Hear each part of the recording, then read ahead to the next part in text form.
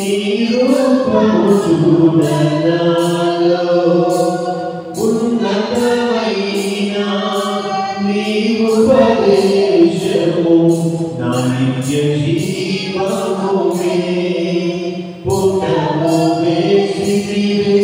నీ రూపము చూడనాలో యేసయ్యా నీ దీవానమే నన్ను నిలిపినది నీ ఉత్తమమైన సంగములో యేసయ్యా నీ దీవానమే నన్ను నిలిపినది నీ ఉత్తమమైన సంగములో విజయ గీతము మనసారా నేను పాడెదా నా విజయముకై ప్రాణత్యాగము చేసావు నీవు పునరుద్ధానుడవివే నా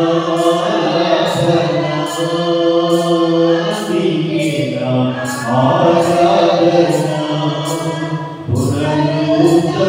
పునరుద్ధానుడవివే నా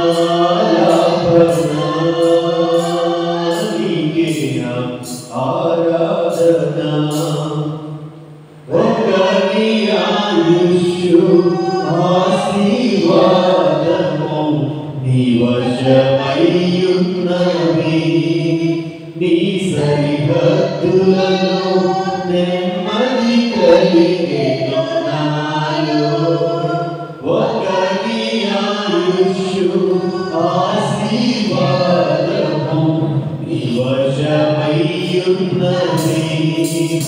నీ సరిహద్దులలో నెమ్మది కలిగెను నాలో యేసయ్యా నీ సంకల్పమే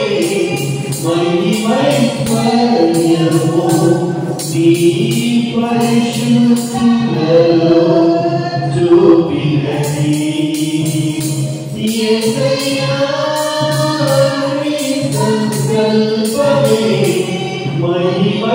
మహిమైశ్వర్యము నీ పరిశుద్ధులలో చూపినది విజయ గీతము మనసారా నేను పాడెదా నా విజయముకై ప్రాణత్యాగము చేసావు నీవు పునరుద్ధానుడవివే నా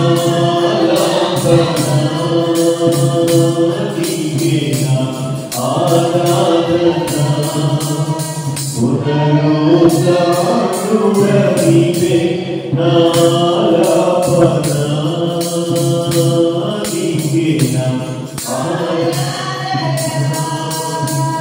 నూతన యెరూషలేము సీయోను నాకై నిర్మించుచున్నావు నీవు ఈ నిరీక్షణై రగులుచున్నది నాలో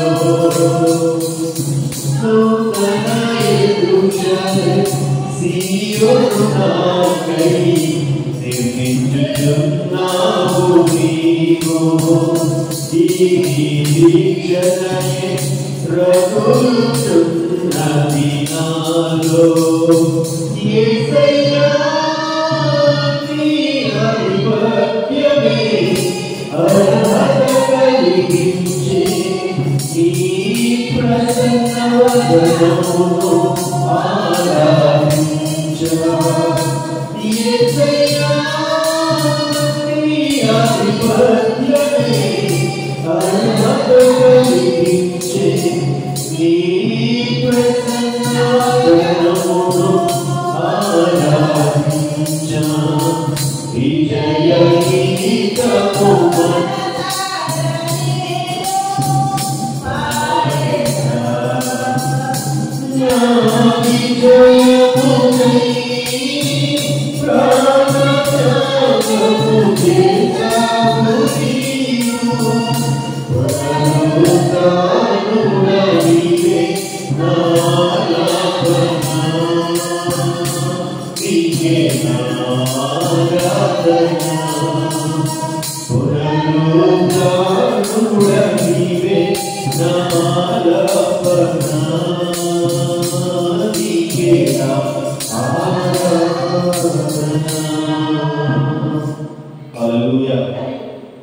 ఆఖరిగా బ్రతుకుతారు.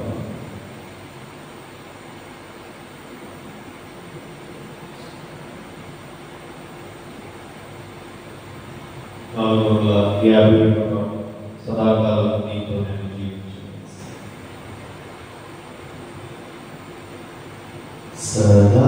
సదాకాలము నీతో నేను జీవించెదను యేసయ్యా. సదాకాలము నీతో నేను జీవించెదను యేసయ్యా. యేసయ్యా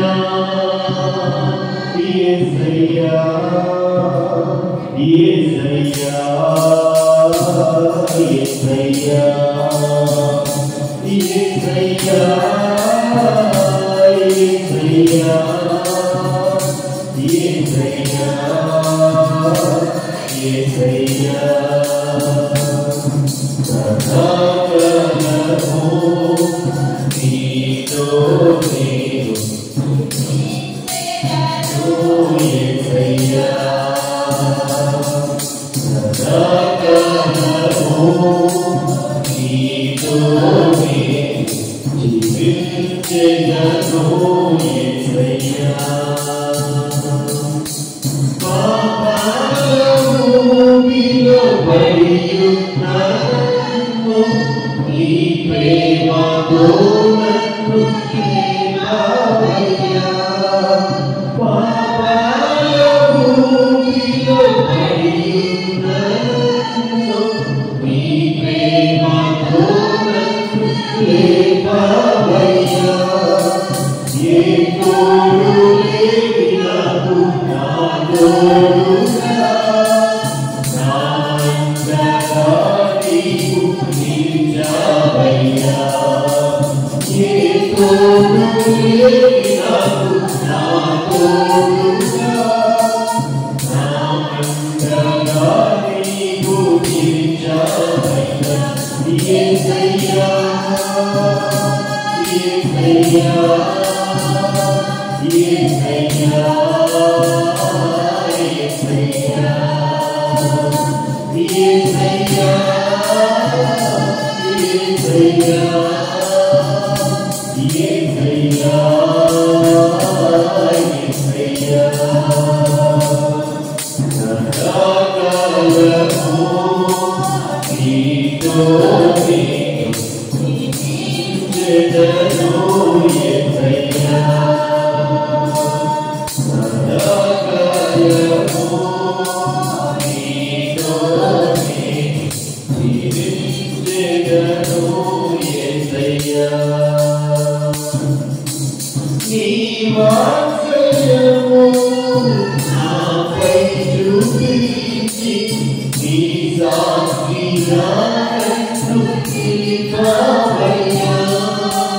నీ వాత్సల్యము నాపై చూపించి నీ సాక్షిగా నన్ను నిలిపావయ్యా. ఆశ్చర్యకార్యము ఎన్నో చేసి నీ పాత్రగా నన్ను ధరించావయ్యా. ఆశ్చర్యకార్యము నీ పాత్రగా నన్ను ధరించావయ్యా. యేసయ్యా యేసయ్యా యేసయ్యా యేసయ్యా యేసయ్యా యేసయ్యా యేసయ్యా యేసయ్యా. సదాకాలము నీతో నేను జీవించెదను యేసయ్యా. సదాకాలము నీతో నేను జీవించెదను యేసయ్యా. హల్లెలూయా. ఈ సమయంలో లేచి కొద్ది నిమిషాలు లేచి నిలబడి స్తుతి ఆరాధన ద్వారా దేవాలయ నామాన్ని కనపరుద్దాం. ఉపవాస పాఠం పుస్తకం నుంచి 2వ పాఠం పాడుతాం. దానికి ముందుగా కొద్ది నిమిషాలు ఫిబ్రవరి నెలంతా కూడా తన సజీవమైన రెక్కల చాటున మనల్ని కాచి కాపాడి సంరక్షించి పోషించి సజీవ లెక్కలో నుంచి 2025వ సంవత్సరం మార్చి నెల 1వ తారీఖును చూచే విధంగా మన పక్షాన తన ఉన్నతమైన కృపను కుమరించిన యేసయ్య జ్ఞాపకం చేసుకుంటూ కొద్ది నిమిషాలు మన 2 హస్తాలు కూడా ఆయన వైపు చాపి కొద్ది నిమిషాలు దేవుని స్తుతిద్దామమ్మా. నెలతో కూడిన సమస్యలు మనకు వచ్చినా, ఎన్ని ఇబ్బందులు వచ్చినా, ఎన్ని ప్రతికూలతలు వచ్చినా, ఎన్ని అనారోగ్య సమస్యలు వచ్చినా వాటితో మన జీవితం ముగిసిపోకుండా దేవుడు మనల్ని ముందుకు నడిపిస్తూ దేవుడు మన జీవితాలను అనుగ్రహించిన మరొక ఆశీర్వాదకరమైన నెలను బట్టి దేవుడు నామాన్ని ఘనపరుస్తూ యేసయ్య ఈ దినము మేము చూడగలిగినామంటే ఇది నీ కృప మాత్రమే అని యేసయ్యకు కృతజ్ఞత అర్పణలను అర్పిద్దాం. అందరూ కూడా ఒక్క నిమిషం యేసయ్యను స్తుతిద్దాం. స్తోత్ర స్తోత్ర స్తోత్ర స్తోత్ర స్తోత్ర యేసయ్య నీ కృపను బట్టి నీకు స్తోత్ర స్తోత్ర స్తోత్ర. మా పక్షాన్ని మీరు కనుపరిచిన మీ ప్రేమను బట్టి దేవా మీకే స్తోత్ర స్తోత్ర స్తోత్ర స్తోత్ర స్తోత్ర. అయ్యా మీరు జీవించడానికి మీరు ఇష్టపడ్డారు కాబట్టి మరి ఒక నెలను మేము చూడగలిగి ఉన్నామయ్యా.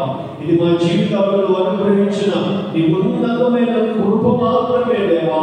అందును బట్టి నీకు స్తోత్రమయ్యా స్తోత్రమయ్యా స్తోత్రమయ్యా. మా శక్తి కాదు, మా బలం కాదు, మా ఆరోగ్యం కాదు, మా ధనం కాదు, మా జ్ఞానం కాదు, మా పేరు ప్రఖ్యాతలు ఏమీ కాదు దేవా. ఇది కేవలము నీ కృప మాత్రమే దేవా, నీ కృప మాత్రమే దేవా, నీ కృప మాత్రమే దేవా. యేసయ్యా నీకు స్తోత్ర స్తోత్ర స్తోత్ర స్తోత్ర. స్తుతులకు పాత్రుడా స్తుతి చెల్లించెదం, నీ నామము ఎంతో గొప్పది మేమారాధింతుము. స్తుతులకు పాత్రుడా స్తుతి చెల్లించెదం, నీ నామము ఎంతో గొప్పది మేమారాధింతుము. మహోన్నతుడా అద్భుతాలు చేయువాడా, నీ వంటి వారు ఎవరు, నీ వంటి వారు లేరు. మహోన్నతుడా అద్భుతాలు చేయువాడా, నీ వంటి వారు ఎవరు, నీ వంటి వారు లేరు. మహిమకు పాత్రుడా ఘనతకు అర్హుడా, మా చేతులెత్తి మేము నిన్నారాధింతుము. మహిమకు పాత్రుడా ఘనతకు అర్హుడా, మా చేతులెత్తి మేము నిన్నారాధింతుము. మహోన్నతుడా అద్భుతాలు చేయువాడా, నీ వంటి వారు ఎవరు, నీ వంటి వారు లేరు. మహోన్నతుడా అద్భుతాలు చేయువాడా, నీ వంటి వారు ఎవరు, నీ వంటి వారు లేరు. అద్వితీయ దేవుడా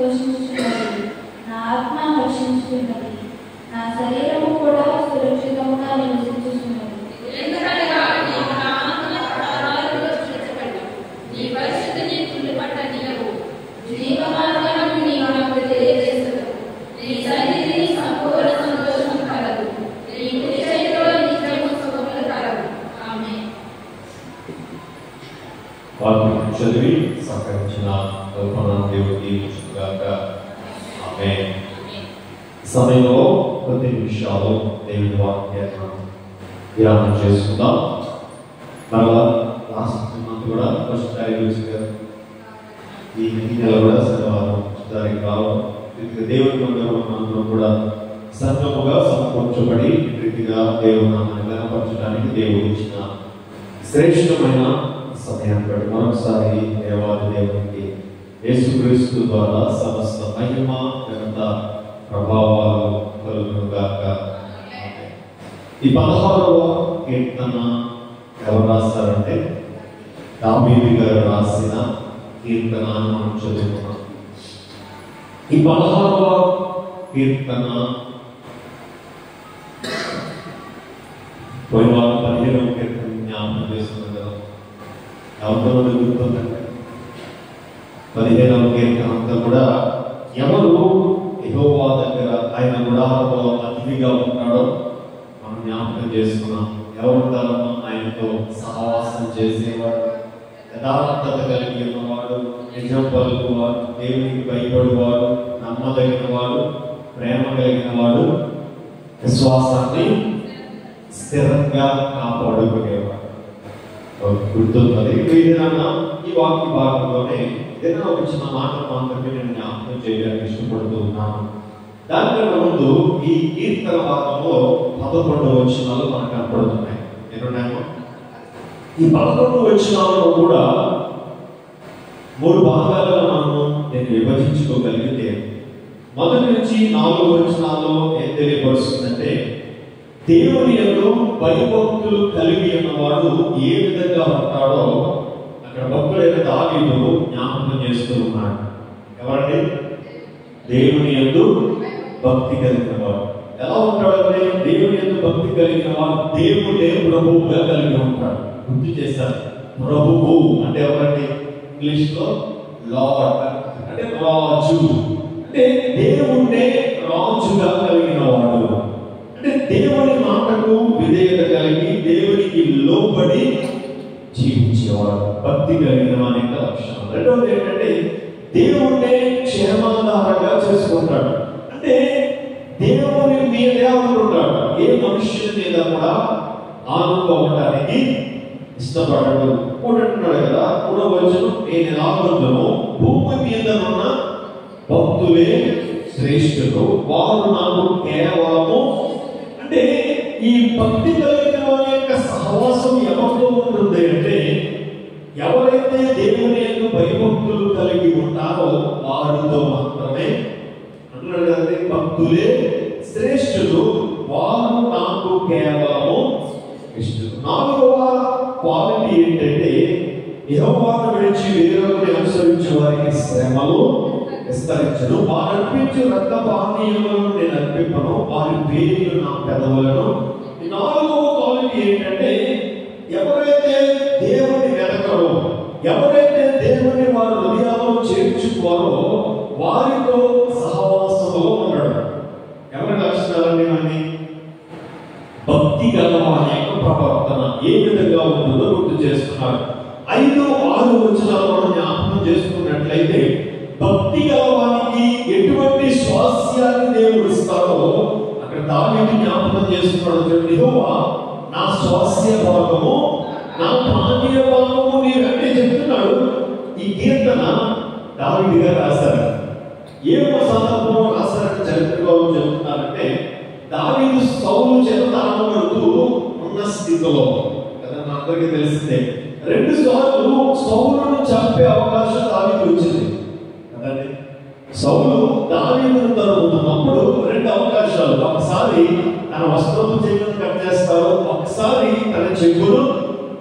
ఈ 2 సందర్భాలలో కూడా దావీదు సౌలు చేత ఏం చేయబడుతున్నాడంటే తరమబడుతున్నాడు. తన కుటుంబం అంతా వదిలిపెట్టి వెళ్ళిపోయాడు, తన దేవుని మందిరాన్ని వదిలిపెట్టి వెళ్ళిపోయాడు, తన స్వాస్థ్యం అంతటి ఏమైపోయిన స్థితిలో ఉన్నాడంటే కోల్పోయిన స్థితిలో ఉన్నాడు. ప్రాణభయంతో పరుగులు పెడుతున్న స్థితిలో ఉన్నప్పుడు అంటున్న మాట ఏంటంటే యెహోవా నా స్వాస్థ్య భాగము నీవే. అంటే నేను ఆ స్వాస్థ్యం అంతటినీ విడిచి వచ్చేసి నా తల్లిదండ్రుల్ని, నా సొంత భూమిని, నీవు మాకు ఇచ్చిన మందిరాన్ని అంతటినీ కూడా విడిచి వచ్చేసాను. కానీ నీవే నాకు స్వాస్థ్యం. తర్వాత వచనం మనోహరమైన స్థలములను నాకు పాలు ప్రాప్తించు. శ్రేష్టమైన స్వాస్థ్యం అంటే దేవునితో సహవాసం చేసే కొద్దీ దావీదు దేవుడినే తన ఆస్తిగా మార్చేసుకుంటాడండి. హల్లెలూయా. తర్వాత వచనాలు చూస్తే 7 నుంచి 11 వచనాలు మనం చూస్తే ఆ భక్తి గలవాని యొక్క భవిష్యత్తు ఎలా ఉండబోతుందో దావీదు గుర్తు చేస్తున్నాడు. 3 భాగాలు కదా జ్ఞాపకం చేస్తాను. మొట్టమొదటి భక్తి గలవాని ప్రవర్తన, రెండవది భక్తి గలవాని స్వాస్థ్యము, మూడవది భక్తి గలవాని భవిష్యత్తు. ఈ భక్తి గలవాని భవిష్యత్తు గురించి చూడండి. 8వ వచనంలో చూడండి. సదాకాలము యెహోవా యందు నా గురి నిలుపుచున్నాను, ఆయన నా కుడి పార్శ్వమందు ఉన్నాడు కనుక నేను కదల్చబడను. అందువల్ల నా హృదయము సంతోషించుచున్నది, నా ఆత్మ హర్షించుచున్నది, నా శరీరము కూడా సురక్షితముగా నివసించుచున్నది. ఎందుకనగా నీవు నా ఆత్మను పాతాళములో విడిచిపెట్టవు, నీ పరిశుద్ధుని కుళ్ళు పట్టనీయవు. జీవమార్గమును నీవు నాకు తెలియజేసెదవు. నీ సన్నిధిని సంపూర్ణ సంతోషము కలదు, నీ కుడి చేతిలో నిత్యము. ఈ వచనాలన్నీ కూడా దేని గురించి దావీదు రాశాడు అంటే యేసు ప్రభువు యొక్క పునరుత్థానం గురించి రాశాడు. దేని గురించి రాశాడు? ఈ వాక్య భాగంలోనే ఈ చిన్న వచనాన్ని అపోస్తలుడైన పేతురు ప్రస్తావిస్తాడు, అపోస్తలుడైన పౌలు ప్రస్తావిస్తాడు వారి ప్రసంగంలో. అపోస్తలుల కార్యాలు 2వ అధ్యాయము 27వ వచనంలో మీరు చూస్తుంటే అక్కడ పేతురు గారు ప్రస్తావించారు. పెంతెకొస్తు నాడు పరిశుద్ధ ఆత్మ దిగించిన తర్వాత పేతురు ఏం చేశాడండి? ప్రసంగం చేశాడు కదమ్మా. ఎంతమంది రక్షించబడ్డారంటే అప్పుడు 3000 మంది రక్షించ. ఆయన చేసిన ప్రసంగంలో ఈ 16వ కీర్తనలో నుంచి ఆయన వాడిన మాట ఏంటంటే 10వ వచనాన్ని వాడతాడు. ఎందుకనగా నీవు నా ఆత్మను పాతాళములో, అంటే ఇది యేసు ప్రభువు గురించి చెప్పబడిందని, దావీదు చనిపోయాడని, అతను తిరిగి లేపబడలేదని, అతని శరీరము కుళ్ళు పట్టేసిందని. కానీ యేసయ్య చనిపోయాడు కానీ అతను తిరిగి లేపబడ్డాడని, దేవుడు ఆయన తిరిగి లేపాడని, ఆయన శరీరము కుళ్ళు పట్టలేదని యూదులకు నిరూపించడానికి అక్కడ పేతురు గారు వాడారు కదండి. ఇదే సేవ వాక్య భాగాన్ని అపోస్తలుల కార్యాలు 13వ అధ్యాయము 35వ వచనంలో పౌలు గారు కూడా వాడారు తన ప్రసంగంలో. అంటే ఈ 7వ వచనం నుంచి 11వ వచనం వరకు యేసు ప్రభువు యొక్క పునరుత్థానం గురించి భక్తుడు ఏం చేస్తున్నాడంటే ప్రవచించాడు. ఈ 7 నుంచి 11 వచనాల్లోనే భక్తి గలవాని యొక్క భవిష్యత్తు ఆధారపడి ఉన్నాయి. ఎవరి భవిష్యత్తు అండి? ఎవరైతే యేసును అంగీకరిస్తారో వారి యొక్క భవిష్యత్తు అంతా కూడా ఈ 7 నుంచి 11 వచనాల్లో రాయించాడు. ఏంటంటే మనం యేసును అంగీకరించాము కాబట్టి మనం ఏమవుతామండి? ఎవరైతే యేసులో విశ్వాసం ఉంచుతారో వారు మరణంలోనికి రాక మరణంలో నుండి జీవములోనికి దాటి ఉన్నాము అని యేసయ్య యోహాను సువార్తలో చెప్పడం మనం విన్నాం కదమ్మా. అంటే యేసు ప్రభువు మరణించి తిరిగి లేచాడు కాబట్టి యేసునందు విశ్వాసం ఉంచిన మనం కూడా ఏం చేయబడ్డామంటే మరణంలో నుంచి తిరిగి లేపబడ్డాం. ఇప్పుడు లేపబడిన మనకి ఎక్కడ స్వాస్థ్యము అంటే మనోహరమైన అక్కడ ఏముంటుందంటే చెప్పినటువంటి జీవమార్గమును నీవు నాకు తెలియజేసెదవు, నీ సన్నిధిని సంపూర్ణ సంతోషము కలదు, నీ కుడి చేతిలో నిత్యము. అంటే మన భవిష్యత్తు ఎలా ఉండబోతుంది అంటే సంతోషం, సమాధానం. ఎంతకాలం అంటే అక్కడ రాశాడు నిత్యము. అంటే ఇది భక్తి కలిగిన అనే భవిష్యత్తు. ఈ కీర్తనకు పెట్టిన హెడ్డింగ్ ఏంటంటే తెలుగులో అయితే దావీదు రసిక కావ్యం అని పెట్టాడు, కానీ ఇంగ్లీష్ లో వాడిన మాట ఏంటంటే విక్టమ్ అనే పదాన్ని వాడాడు. విక్టమ్. దావీదు రాసిన కీర్తనలన్నిటికీ ఏదో ఒక టైటిల్ అనేటువంటిది పెట్టడం జరుగుతుంది. 56వ కీర్తన, 57, 58, 59, 60 ఈ 5 కీర్తనలకు కూడా విక్టమ్ అనే కీర్తన టైటిల్ పెట్టడం జరిగింది. అర్థం ఏంటంటే చెక్కబడుట అర్థం అంటాడు. ఏంటంటే చెక్కబడుట, లేకపోతే ఎప్పటికీ నిలిచి ఉండుట. అంటే దావీదు యొక్క ఉద్దేశం ఏంటంటే కీర్తన ఎప్పటికీ నిలిచి ఉండేలాగా చెక్కబడే విధంగా దావీదు ఈ కీర్తనను రాస్తారు. హల్లెలూయా. ఈ కీర్తనలో నుంచి ఒక చిన్న మాటను ఇది మనం జ్ఞాపకం చేసుకుందాం. ఈ చిన్న మాట ఈ నెలంతా కూడా మన ప్రార్థనలో మనం జ్ఞాపకం చేసుకుంటూ దేవుడు ఈ మాట వెనక రాసిన ఆశీర్వాదాలను మనము పొందుకోవడానికి ప్రయత్నం చేద్దాం. 16వ అధ్యాయం 8వ వచనాన్ని మనం చదువుతాం. సదాకాలము యెహోవా యందు నా గురి నిలుపుచున్నాను, ఆయన నా కుడి పార్శ్వమందు ఉన్నాడు గనుక నేను కదల్చబడను. దైవలేఖనం సెలవిస్తున్నమాట, దావీదు చెప్తున్న మాట ఏంటంటే సదాకాలము నా గురి ఎవరి మీద నేను నిలుపుతున్నాను అంటే యెహోవా మీద నేను నిలుపుతున్నాను. హల్లెలూయా.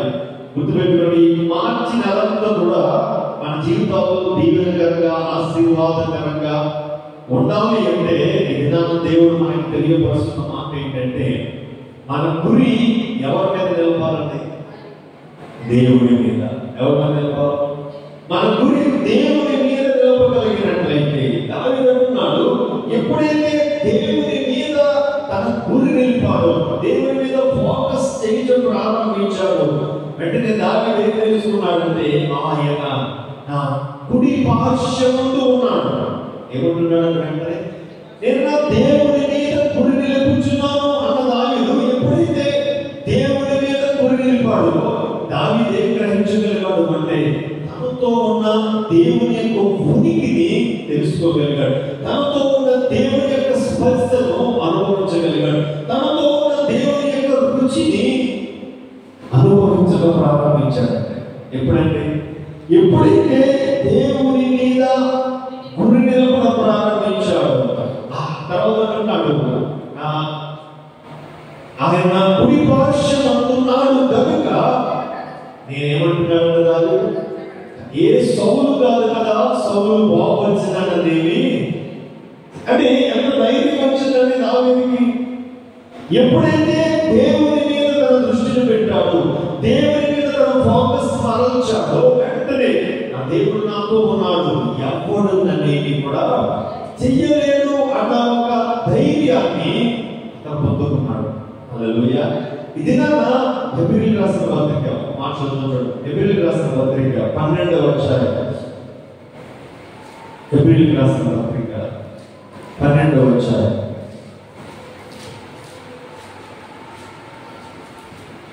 మొదటి 2 వచనాలు చదువుతున్నాను. ఎంతో గొప్ప సాక్షి సమూహము మేఘము వలె మనలను ఆవరించి ఉన్నందున మనము కూడా ప్రతి వారమును సులువుగా చిక్కులు పెట్టు పాపమును విడిచిపెట్టి విశ్వాసమునకు కర్తయు దానిని కొనసాగించువాడైన యేసు వైపు చూచుచు మన ఎదుట ఉంచబడిన పరుగు పందెములో ఓపికతో. ఇది దేవుడు మనకి బోధిస్తున్న మాట ఏంటంటే మన విశ్వాసమునకు కర్త, దానిని కొనసాగించేవాడు ఎవరంటే ఆయన యేసు కదా. విశ్వాసమునకు కర్త ఆయనే, దానిని కొనసాగించేవాడు కూడా ఆయన. ఇది మన జీవితంలో మనము కూడా ఎప్పుడూ కూడా కదల్చలేని స్థితిలో మనము ఉండేలాగా మనము మార్పు చెందాలి అంటే మన దృష్టి ఎవరి మీద ఉండాలంటే విశ్వాసమునకు కర్తయు దానిని కొనసాగించేవాడైన యేసు వైపు మనం చూడగలిగినట్లయితే మనం కూడా ఏం చెప్పగలం? ఎవరు అనేది ఏ పరిస్థితి కూడా నన్ను కదల్చదు, ఏ మనిషి కూడా నన్ను, ఏ దురాత్మ కూడా నన్ను ఏమి చేయలేదని చెప్పగలమండి. బైబిల్ చెప్తుందండి,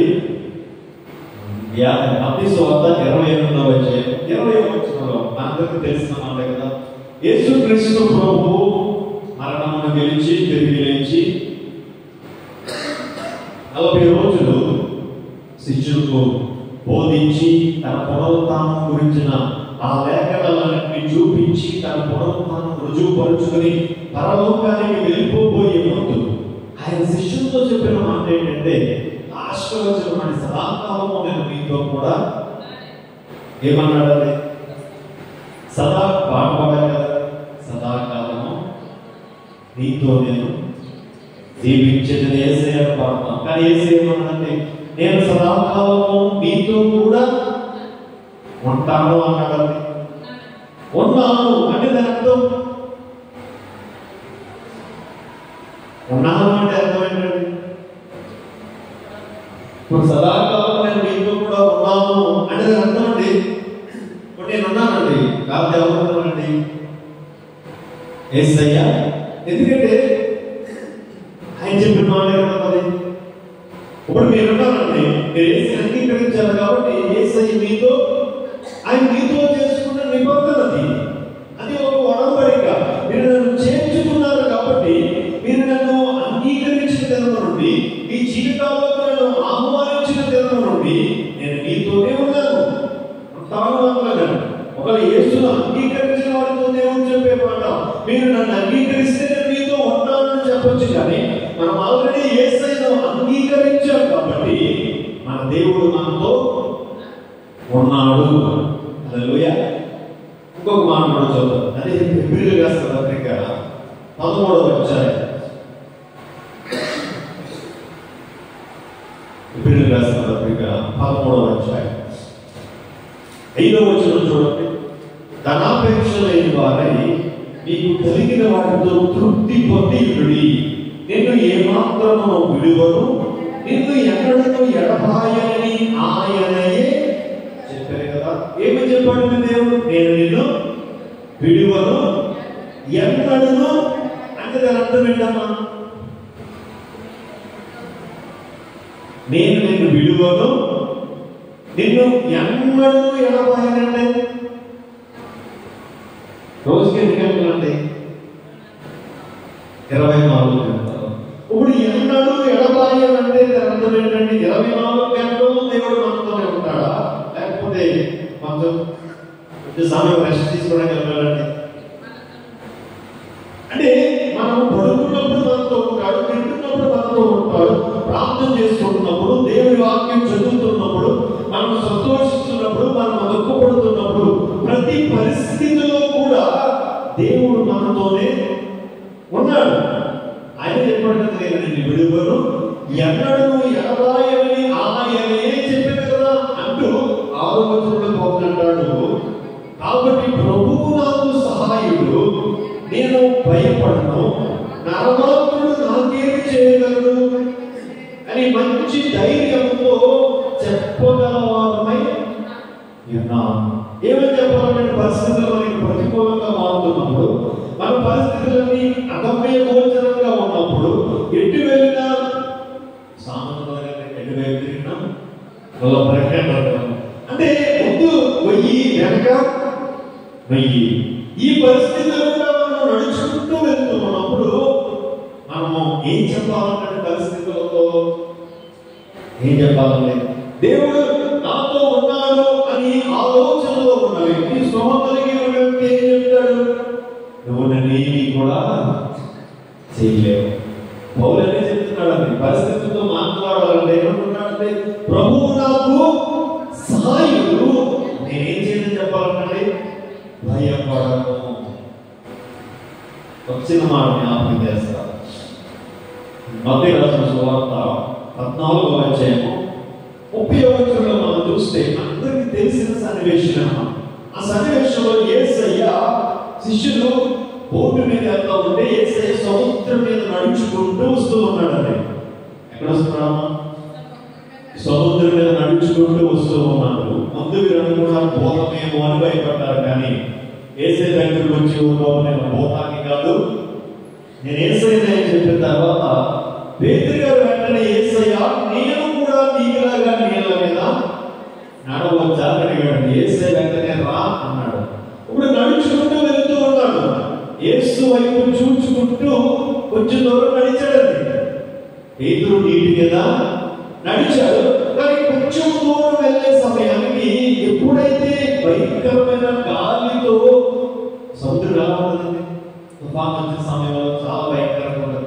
ఎప్పుడైతే ఆ పరిస్థితిని చూచాడో భయపడి 30 భయపడి ఏం చేశాడంటే మునిగిపోతున్నప్పుడు యేసయ్య అడుగుతాడు, యేసయ్యా నన్ను రక్షించమని. ఇక్కడ ఒక చిన్న మాట, ముందు నడిచాడు కదండి,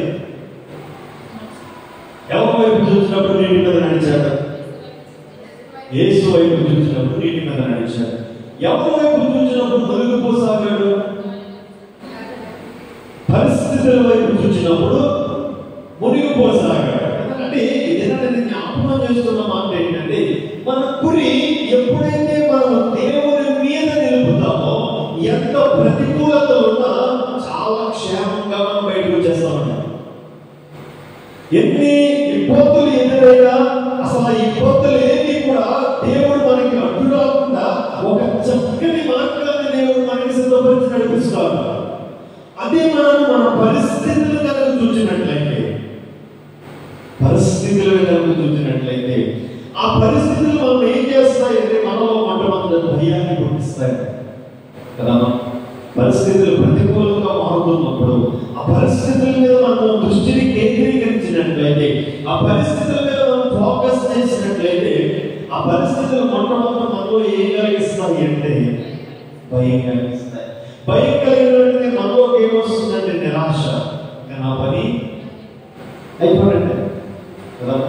అందుకే భక్తుడైన సొలొమోను అంటాడు, శ్రమ జన్మన నీవు కృంగిన ఎడల ఏమవుతావు. ఎప్పుడు నీకు శ్రమ వచ్చినప్పుడు ఆ శ్రమను చూసి నీవు ఎప్పుడైతే భయపడతావో, నిరాశ చెందుతావో, నిస్పృహ హృదయంలో నీకు వస్తుందో నువ్వేం చేయలేవు. చేత కానీ అంటే ఆ పరిస్థితుల్లో నుంచి నువ్వేం చేయలేవు, అంటే నువ్వు బయటికి రాలేవు.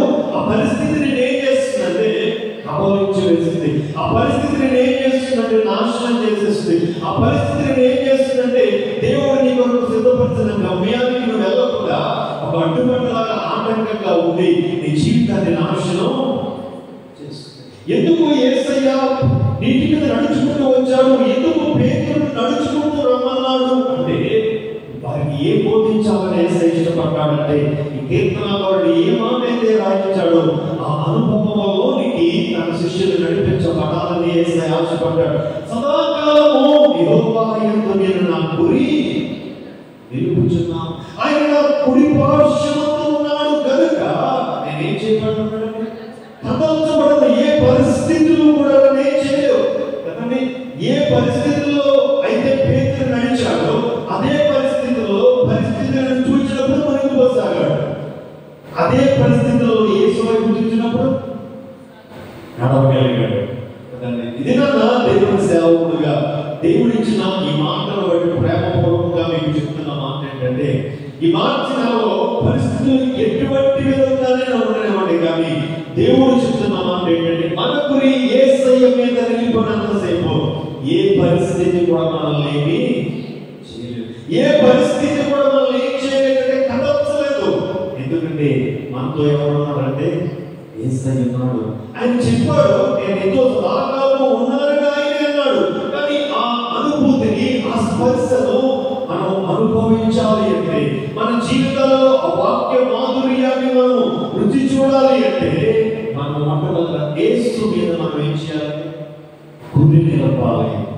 హల్లెలూయా. ఇంకొకరు మీకు అందరికీ అర్థమైంది కదండి. పాస్టర్ గారు, దేవుని మీద గురి నిలపడం అంటే ఏంటండి అని మీకు డౌట్ రావాలి.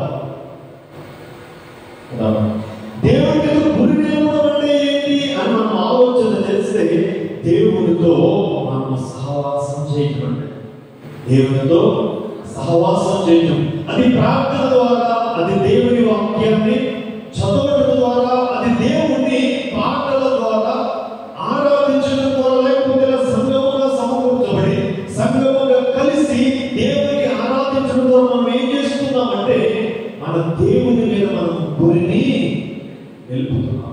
హల్లెలూయా. ప్రేమపూర్వకంగా ఒక మాట సెలవు తెలియపరుస్తున్నాను.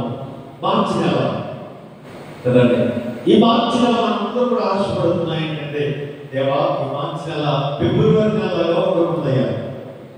ఫిబ్రవరి నెలలో ఎన్నో ప్రతికూలతలు, ఎన్నో బలహీనతలు, ఎన్నో ఆర్థిక పరమైన ఇబ్బందులు, ఎన్నో శోధనలన్నీ కూడా నడిపించబడ్డాం.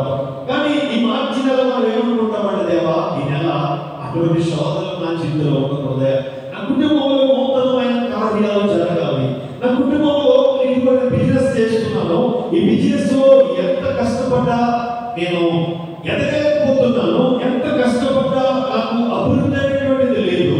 కానీ ఈ మార్చిలో నా బిజినెస్ లో నేను అభివృద్ధి చెందాలయ్యా, నా ప్రయత్నాల్లో నాకు సఫలత రావాలయ్యా, నా ఆరోగ్య విషయంలో అయ్యో నేను ప్రతిదినము కూడా ఎన్నో బలహీనతలను చుట్టుకుంటున్నాయి, ఎన్ని టాబ్లెట్స్ వాడినా నా ఆరోగ్యంలో ఏ మాత్రము కూడా ఇంప్రూవ్మెంట్ కనిపిస్తలేదయ్యా, నా ఆరోగ్యంలో కనుక బలపడాలి అని కనుక మీరు ఆశపడినట్లయితే ఒక చిన్న మాట చెప్తారు. ఈ మార్చి నెలంతా కూడా మన గురి ఎవరి మీద నిలుపుదామండి? యేసు మీద నిలుపుదాం. ఎలాగో కూడా నేను మీకు జ్ఞాపకం చేస్తాను, మీరు ప్రయత్నం చేయండి. ఇది ఒక ఎక్సర్సైజ్ కింద మనం చేసి అప్పుడు దీని ద్వారా ఒకవేళ మనం ఏమైనా బలపరచబడితే అప్పుడు మనం దాన్ని కొనసాగించాలి. దానియేలు రోజుకి 8 మార్లు ప్రార్థించేవాడండి. 3 మార్లు యెరూషలేము తట్టు మోకాళ్ళుని దేవుడికి ఏం చేసేవాడు అంటే 3 మార్లు ప్రార్థన ద్వారా దేవుని మీద గురి నిలిపేవాడు కదండి. 3 మార్లు అలా 3 మార్లు దానియేలు ప్రార్థన చేయడం ద్వారా దావీదు దేవుడు ఎంతలా ఆశీర్వదించాడంటే దానియేలుని బబులోను దేశానికి ప్రధానమంత్రిగా చేసేసాడు.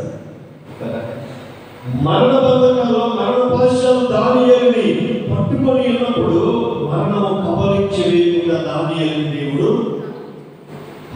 దానికి కారణం ఏంటంటే దావీదుకి దేవునితో ఉన్న సహవాసం, దానియేలు దేవుని మీద తన గురిని నిలిపేమో.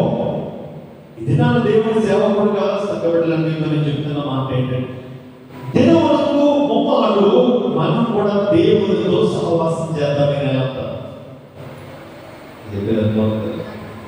దేవుని మీద గురి నిలపడానికి ప్రయత్నం చేద్దాం. ఉదయం, మధ్యాహ్నం, రాత్రి ఈ 3 సందర్భాల్లో మనం దేవుని స్తుతించి దేవుని వాక్యాన్ని చదివి దేవునికి ప్రార్థన చేద్దాం. ఇలా మనం ఈ నెలంతా కూడా చేస్తే దేవుడు మన జీవితంలో ఏమైనా కార్యాలు జరిగిస్తామో లేదో మనం కూడా తెలుసుకోవడానికి వీలుంటుంది కదండి.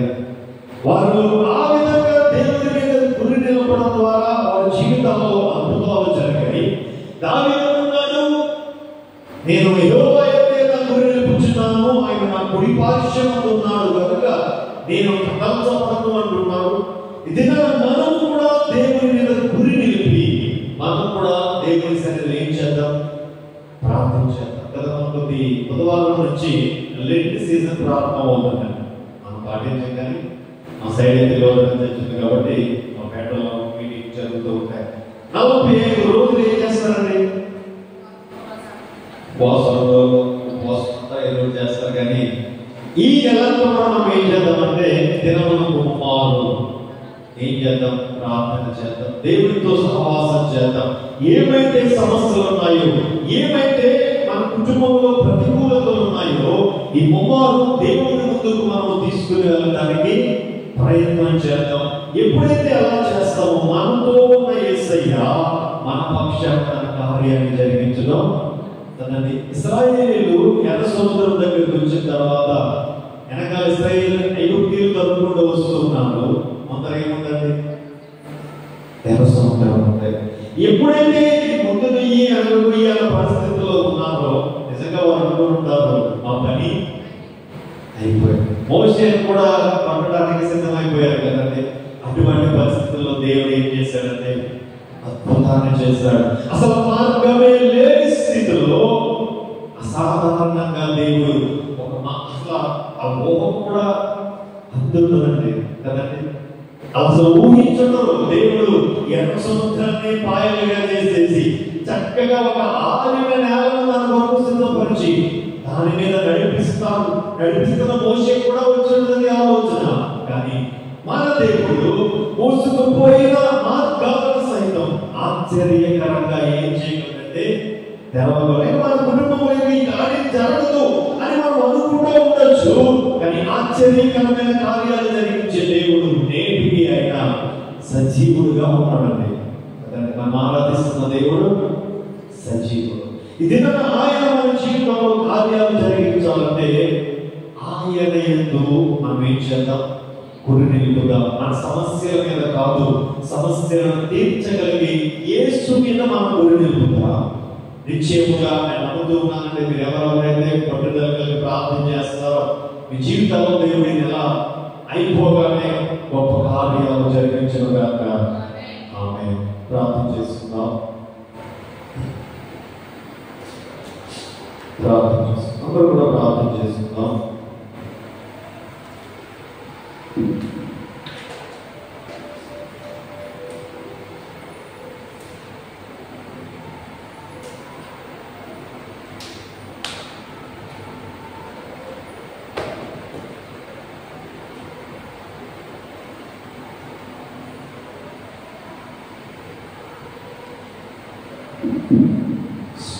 ప్రతి వారం మనం ప్రార్థించిన రీతిగానే ఈ వారం కూడా ఒక్కొక్కరు కూడా మిషన్ బట్టి ప్రార్థన చేద్దాం. మొట్టమొదట ప్రార్థన చేసేవారు మన సంఘ క్షేమం కొరకు ప్రార్థించేద్దాం.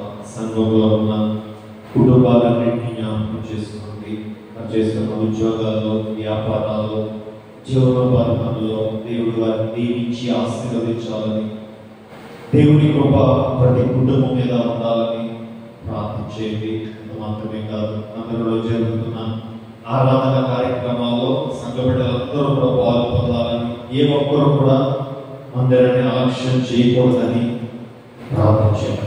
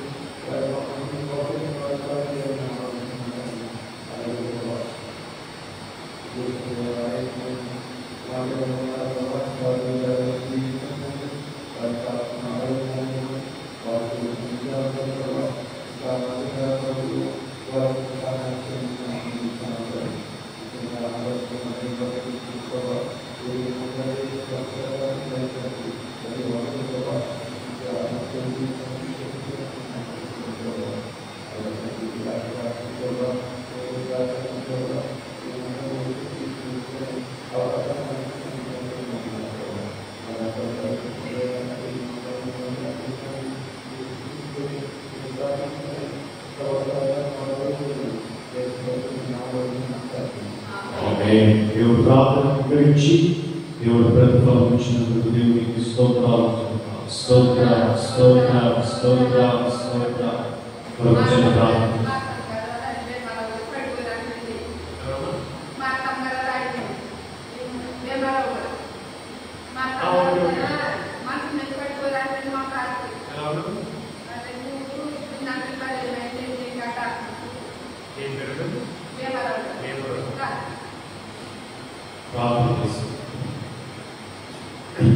ప్రేమిస్తూ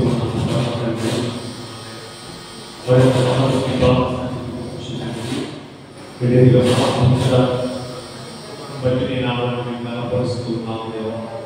అయ్యా ప్రేమించి మీరు అనుగ్రహించిన మార్చి నెల 1వ తారీఖున మంది రావడంలో చేరి నిన్ను స్తుతించి మిమ్మల్ని ఆరాధించడానికి మీ బిడ్డలమైన మాకు ఇచ్చిన కృపను బట్టి పొందుతున్నాను. మీ వాక్య భాగం ద్వారా మీరు మాతో మాట్లాడారు. అవును తండ్రి, మా గురి మీ మీద నిలపాలని, అప్పుడు ఇటువంటి పరిస్థితులు వచ్చిన కథలు చదవడం మీరు మాతో మాట్లాడడానికి స్తోత్రాలు. అవును దేవా, వాక్యమేమో తండ్రి, వాక్యాన్ని మా జీవితాలను అన్వయించుకుంటూ ఈ నెల మా జీవితాల్లో, మా కుటుంబాల్లో ఉన్నతమైన కార్యాలు చూసినట్లుగా ప్రతి ఒక్క బిడ్డ కృపను విస్తరింపజేయమని ప్రార్థన చేస్తున్నాను. అంతవరకు అనేకమైన ప్రార్థన విజ్ఞాపనలు మీ సన్నిధిలో మేము చేయడానికి కృప చూపారు. ప్రతి ప్రార్థన విజ్ఞాపన మీరు అంగీకరించి ప్రతిఫలం అనుగ్రహించినందుకు నీకు స్తోత్రాలు దేవా. ఇదే ఈ మందిరానికి వచ్చి ప్రీతిగా ఆశక్తితో నేను స్తుతించి ఈ వాక్యము విని ప్రార్థించిన బిడ్డలందరినీ మరొక వారిని అప్పగిస్తున్నాను. ప్రతి బిడ్డను పేరు పేరు జ్ఞాపకం చేసుకోండి, దీవించండి, ఆశీర్వదించండి తండ్రి. నీకు వందనాలు. పడుకున్న ప్రతి అవసరం దగ్గరన్నీ కూడా తండ్రి మీ కృపలో తీర్చబడినట్లుగా నీ పరలోక ద్వారాలను వారి పక్షాన తెరవమని ప్రార్థన చేస్తూ ఉన్నాం. ఇంకా సంఘటనలు అనేక మంది ఉన్నారయ్యా, కానీ ఈ ఉపవాసం నిర్లక్ష్యం చేస్తూ ఉన్నారు. లక్ష్యం ఉంచలేదు తండ్రి. వారితో మీరు మాట్లాడండి. సంఘ బిడ్డలందరూ కూడా విచిత్రమైతే ఈ ఆరాధనలో పాల్గొనడానికి కృపరించి మహిమ పొందండి. మా సంఘం అందరూ కలిసి తండ్రి వీటికి ప్రార్థించే కృప మాకు దయచేయమని ప్రార్థన చేస్తూ ఉన్నాం. దేవా నీకు స్తోత్రాలు. ప్రజల సమయంలో అయ్యా తండ్రి భీమరావు గారి నీకు వందనాలు. మీ కుమారుడి గాయములు మీరు పొందండి, స్వస్థపరచండి తండ్రి. నీకు స్తోత్రాలు అయ్యా. మీరు బలపరచండి దేవా. అయ్యా స్తోత్రాలు. మీ గాయపడిన హస్తము చేత తండ్రి అవిడను ముట్టండి తండ్రి. పరిపూర్ణమైన స్వస్థత యేసు నామమున దయచేయండి. ఆపత్తు కూడా తగ్గిపోతున్నట్లుగా తండ్రి అయ్యా మీ కృపను కుమరించమని ప్రార్థన చేస్తున్నాను.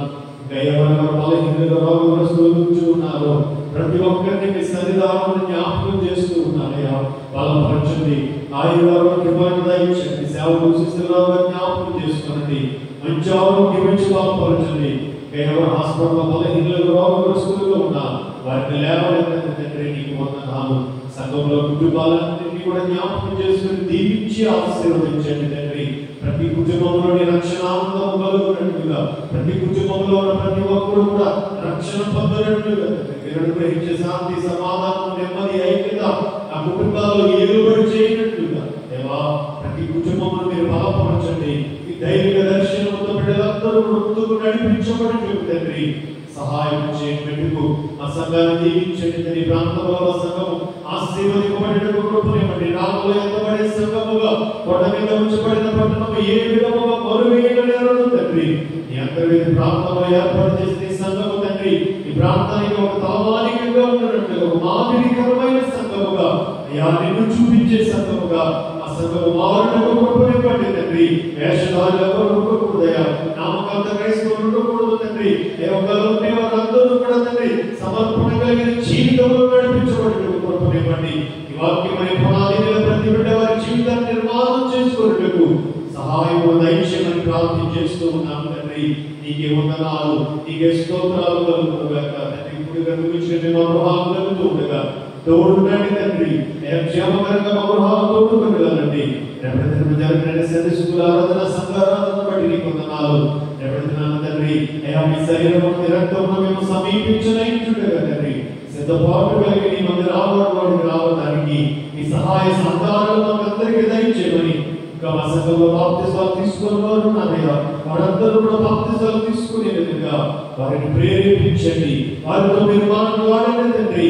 ఏ నిర్లక్ష్యం చేసినా బాప్తిస్మ నిర్లక్ష్యం చేయకూడదని వాక్య సత్యాన్ని తండ్రి వారు గుర్తెరిగినట్లుగా వారి మనోనేత్రాలను మీరు తెరవమని ప్రార్థన చేస్తూ ఆ సంఘ బిడ్డలందరూ చుట్టూ వారి కుటుంబాల చుట్టూ తండ్రి మీ రక్తాన్ని గట్టిగా వేస్తూ యేసు నామమున ఈ మనవలన్నింటినీ అడిగి వేడుకొని పొందుకొని నామ పరమ తండ్రి ఆమేన్. మన పరమ తండ్రి అయిన దేవుని ప్రేమ, రక్షకుడైన యేసు క్రీస్తు కృప, ఆదరణకర్తైన పరిశుద్ధ ఆత్మదేవుని అన్యోన్య సహవాసము ఇక్కడున్న మనకు లోకమున్న సకల పరిశుద్ధులకు ఈ మార్చి నెల మొదటి దినం నుంచి 31వ దినము వరకు తోడేని నడిపించి ఆయన రాకడకు మనలను సిద్ధపరచును గాక. ఆమేన్ ఆమేన్.